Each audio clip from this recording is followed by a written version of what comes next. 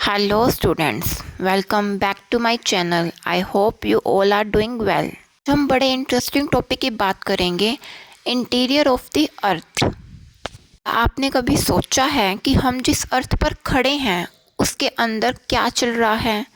क्या अर्थ बिल्कुल सॉलिड है या अंदर कुछ और ही स्टोरी चल रही है?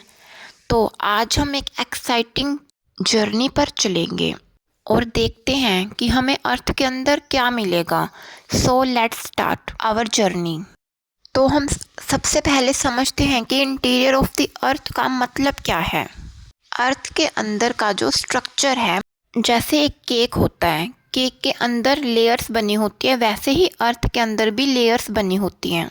देखो, हमारा अर्थ है, हमारे अर्थ के अंदर 3 मेन लेयर्स होती हैं, क्रस्ट, मेंटल और कोर।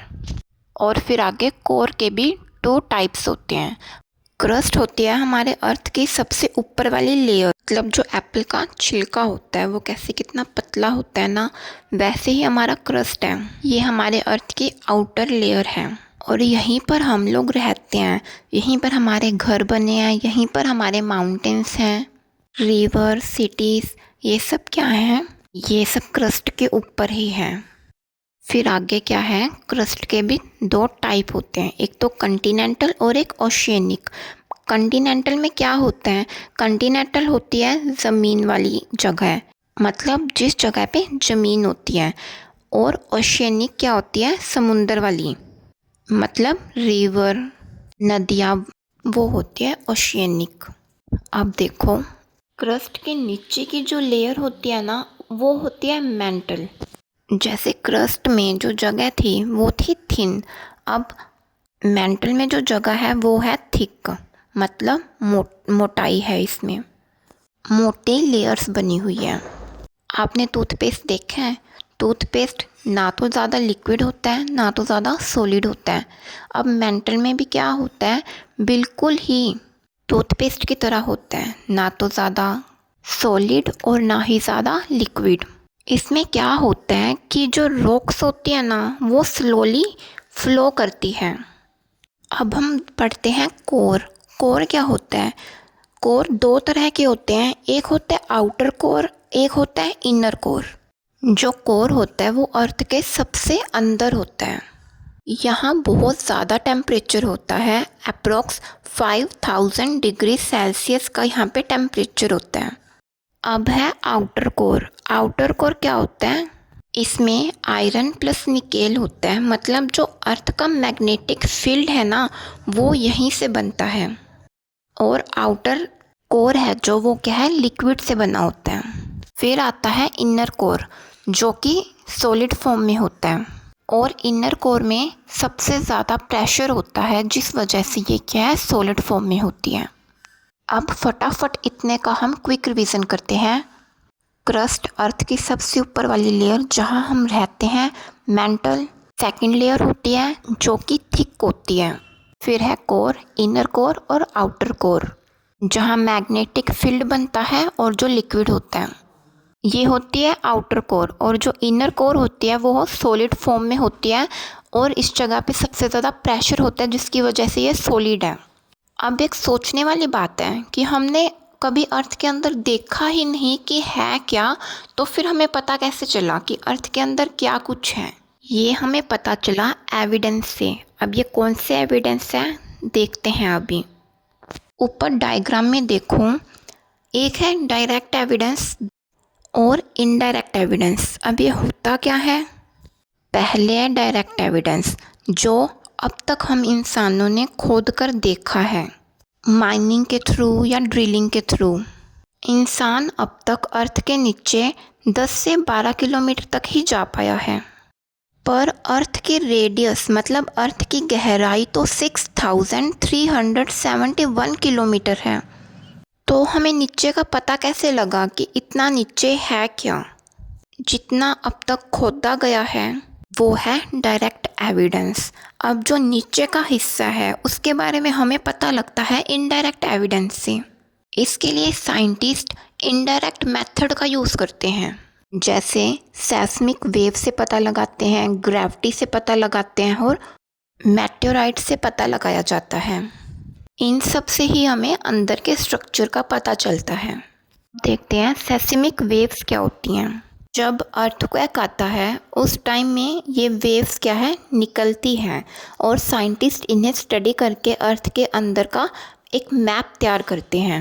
अब जैसे अगर हम पानी में पत्थर फेंकें तो पानी में एक कंपन पैदा होती है, वैसे ही अर्थक्वेक के टाइम पर जब धरती के अंदर की प्लेट्स शेक करती है तो एक वाइब्रेशन होती है जिससे वेव्स बनती है और अर्थक्वेक होता है।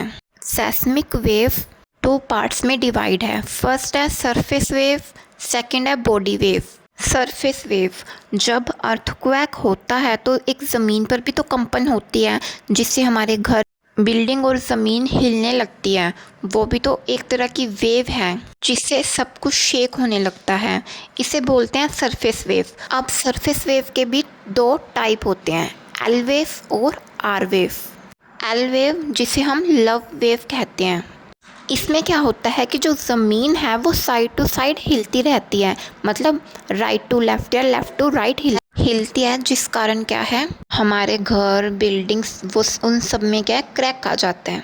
आप लोगों ने देखा भी होगा टीवियों में या फ़ोन में कि जब अर्थक्वेक आता है कैसे बड़ी बड़ी बिल्डिंग्स ख़त्म हो जाती है, टूट जाती है, लोगों के घर टूट जाते हैं, लोग क्या बेघर हो जाते हैं। वो सब इन वेव्स के कारण होता है, इसी से ही अर्थक्वेक आता है रेलिंग वेव। ये वेव सर्कुलर मोशन में घूमती है, मतलब ये गोल गोल घूमती है। ये जो वेव्स हैं इन्हें अर्थक्वेक वेव भी बोलते हैं। नेक्स्ट है बॉडी वेव। जब अर्थक्वेक आता है तो हमारी धरती के अंदर एक कंपन पैदा होती है जिसे हम बॉडी वेव कहते हैं। मीन्स जो धरती के अंदर वाइब्रेशन होती है वही बॉडी वेव कहलाती है। बॉडी वेव के आगे 2 टाइप्स होते हैं, primary wave and secondary wave. Primary wave सबसे फास्ट होती है और ये सॉलिड, लिक्विड और गैस सब में ट्रैवल करती है। और जो सेकेंडरी वेव है ये सिर्फ सॉलिड में ट्रैवल करती है। ये वेव थोड़ी स्लो होती है। यहीं से साइंटिस्ट को पता चला आउटर कोर लिक्विड है। जो सरफेस वेव है उसमें सबसे ज़्यादा डैमेज होता है क्योंकि उसकी स्पीड बहुत ज़्यादा होती है। इससे क्या है बिल्डिंग्स, घर, मकान सब क्या गिर जाते हैं। फिर आता है लिथोस्फीयर एंड एस्थेनोस्फीयर, जो हमने पहले क्रस्ट और मेंटल के बारे में पढ़ा था। क्रस्ट प्लस मेंटल, इन दोनों को मिला के ही लिथोस्फीयर बनता है और इसी से ही टेक्टोनिक प्लेट्स बनती हैं जिसके हिलने से अर्थक्वेक आता है। लिथोस्फीयर वह सॉलिड लेयर है जहां हम लोग रहते हैं। लिथोस्फीयर के जो टुकड़े हैं वही टेक्टोनिक प्लेट्स होती हैं और उन टेक्टोनिक प्लेट्स के ऊपर है हमारे 7 कंटिनेंट्स जो हैं Asia, Africa, north America, south America, Europe, Australia and Antarctica. फिर आता है एस्थेनोस्फीयर।